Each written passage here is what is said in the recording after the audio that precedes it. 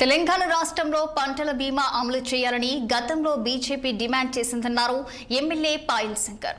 3,000 కోట్లు బడ్జెట్లో పెట్టారు కానీ ఒక్క రూపాయి ఖర్చు చేయలేదన్నారు. కేంద్రం తీసుకొచ్చిన ఫసల్ బీమా యోజనలో పాల్గొనకపోవడం రైతుల్ని ఇబ్బంది పెట్టడమన్నారు. పంట బీమా విషయంపై మార్చి 7న ఆదిలాబాద్ జిల్లా నుంచి రాష్ట్ర వ్యాప్తంగా లక్షల దరఖాస్తులు స్వీకరిస్తామన్నారు. వాటిని అసెంబ్లీకి తీసుకెళ్లి రైతుల బాధను శాసనసభలో పెడతామని తీర్మానం చేశామన్నారు. ఈరోజు భారతదేశమంతా ప్రకృతి సహకరించినటువంటి సమయంలో రైతుని గొప్పగా ఆదుకోవాలన్నటువంటి ఆలోచనతోని దేశ ప్రధానమంత్రి నరేంద్ర మోడీ గారు ఈ దేశంలో పంటల బీమా, ఫసల్ బీమా అనే ఒక గొప్ప పథకాన్ని తీసుకొచ్చిండ్రు. గతంలో 9 ఏళ్లు ఈ రాష్ట్రాన్ని పాలించిన టీఆర్ఎస్ పార్టీ పట్టించుకోలేదు. ఎన్నికల సమయంలో కాంగ్రెస్ పార్టీ మేనిఫెస్టోలో పెట్టింది.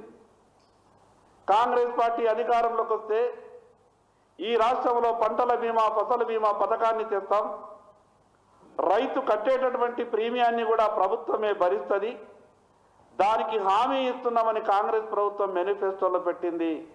2023-24 బడ్జెట్లో భారతీయ జనతా పార్టీ డిమాండ్ చేసింది, మీరు పంటల బీమా పథకంలో ఈ రాష్ట్ర ప్రభుత్వం చేరాలి, ప్రకృతి సహకరించినటువంటి సమయంలో రైతులు బాగుపడాలంటే, రైతుకు ధైర్యం దొరకాలంటే ఈ రాష్ట్రంలో పంటల బీమా పథకం అమలు చేయాలని డిమాండ్ చేస్తే 23-24 బడ్జెట్లో 3,000 కోట్ల రూపాయలు ప్రభుత్వం కేటాయించింది. మేము అనుకున్నాం, సభలో ధన్యవాదాలు చెప్పిన నేను, 3,000 కోట్లు కేటాయించిండ్రు, పంటల బీమా పథకం వెంటనే అమలు చేయాలని అంటే అవుతుందేమో అని నేను అమలవుతుందని సంతోషపడ్డా. 3,000 కోట్ల రూపాయలు కేటాయించారు తప్పితే 3 రూపాయలు కూడా ఖర్చు చేయలేదు. 2023-24 బడ్జెట్లో పెట్టిండ్రు, రూపాయి ఖర్చు చేయలేదు. 24-25 బడ్జెట్లో రూపాయి పెట్టలేదు.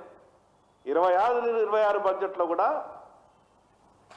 ఒక్క రూపాయి కూడా పెట్టలేదు. ఈ రాష్ట్ర ప్రభుత్వం పంటల బీమా పథకం, ఫసల్ బీమాలో చేరి ఉంటే ఈ సంవత్సరం రైతుకు 30% పంట కూడా దిగుబడి రావాల్సినటువంటి దానిలో 30% కూడా దిగుబడి రాలేదు.